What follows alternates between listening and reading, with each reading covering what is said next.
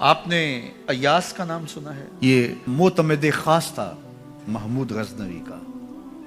وزیر اس سے حسد کرتے ہوتے تھے کہ اس میں کیا خصوصیت ہے کہ بادشاہ اسی کو اہمیت دیتا ہے. ایک دن بادشاہ نے کوئی تربوز کاٹا، کوئی خربوزہ کاٹا یا کوئی اور ایسی چیز تھی، تو جس کو بھی دیا تو وہ کڑوا تھا، تو اس نے چوہی چکھا تو پھینک دیا، اور پھر بلایا یاس کو اور اس کو کاٹ کے اس کی پھانک دی، تو ایسے لطف سے کھانے لگا کہ جیسے اس سے لذیذ کبھی پھل زندگی میں دیکھا نہ ہو.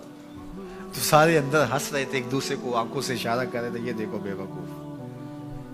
تو بادشاہ رک گیا اور کہا کہ ایاز، یہ جو فروٹ تم نے کھایا ہے یہ میٹھا تھا یا کڑوا؟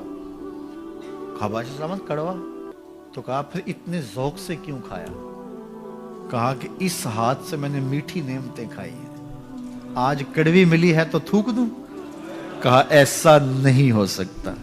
تو میاں کڑوا ہو تو وہ بھی قبول کیا جائے، نفس پہ شاک ہو. کڑوی وہ چیز ہوتی ہے جو نفس پہ شاک ہوتی ہے، نفس کرنا نہیں چاہتا، لیکن اس کے باوجود تمہارا دل کہے نہیں یہ مالک کی طرف سے ہے. سخت سردی ہے، گرمی کی شدت ہے، پانی ٹھنڈا ہے اور موسم سرد ہے، پانی گرم ہے اور موسم بھی گرم ہے، رات کا پچھلا پہر ہے، تھکے ہوئے ہیں، لیکن آپ اس کے باوجود بھی اپنے رب کے حکم کو بجا لاتے ہیں. نفس پہ شاک ہے لیکن سینے میں ٹھنڈ ہی نہیں پڑتی جب اس کے حضور سجدہ ریزی نہیں کر لیتے.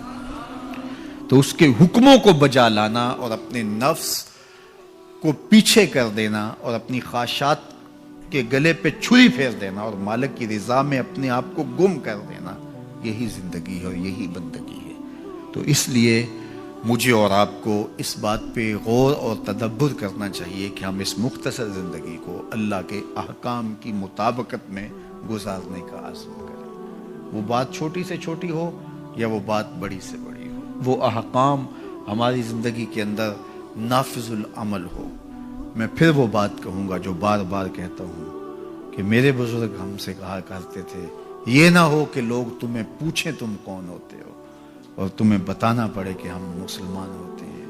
فرمایا کرتے تھے صاحب، نہ کسی کو پوچھنا پڑے نہ تمہیں بتانا پڑے، تمہاری وضاحت، تمہارا طرز زندگی، تمہارا انداز معاشرت ایسا خوبصورت ہو، تم دور سے آ رہے ہو، لوگ پہچان کے کہیں وہ دیکھو محمد عربی کا غلام آ رہا.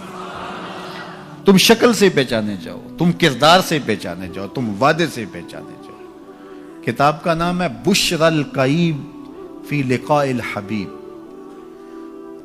حضور علیہ السلام کی ملاقات کے حوالے سے یہ کتاب امام سیوطی علیہ رحمہ کی مصنفہ ہے.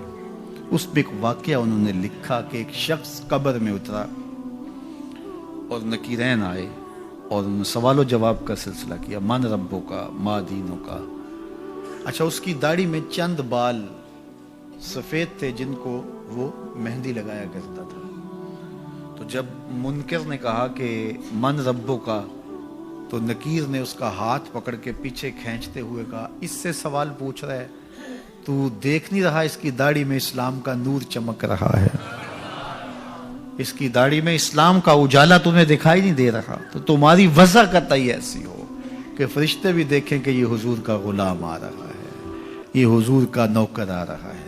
نور آنکھوں میں تو چہروں پہ اجالے ہوں گے، مصطفیٰ والوں کے انداز